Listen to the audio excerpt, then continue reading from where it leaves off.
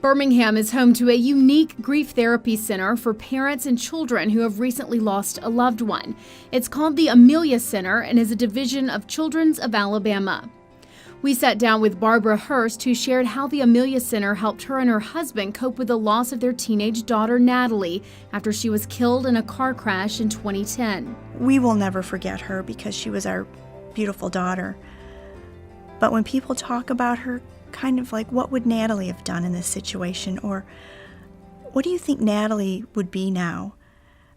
It makes me happy. And I never thought I would ever say that, but it makes me happy. While the healing process will never completely end, the Hurst family has found the ability to bring happiness and laughter back into their lives with help from the grief counseling that they've received from the Amelia Center. When I hear something like a client talk about being able to eventually laugh again, certainly there's a sense of accomplishment. We're not trying to move beyond the person who died. We're trying to move beyond their death so that we can find a way of incorporating grief into our life and still find purpose and meaningfulness and joy. The center was created to help children deal with the loss of a family member as well as parents deal with the loss of a child. While most of the clients are adults, the center has several rooms aimed at helping children express their grief without having to use words.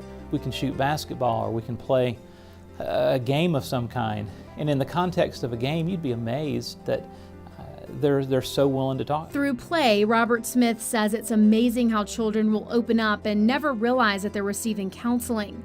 In the Grief Cave, children can write messages to their loved ones and see that they're not alone in what they're going through. The art room gives patients a different way to express their feelings. Whether it's traditional counseling for adults or creative counseling for children, the goal is the same. We had hope from pretty much our first session here. We had hope that our life was going to get better. It took a long, long time to get better, but we had hope, and that's huge. Hope is a huge thing.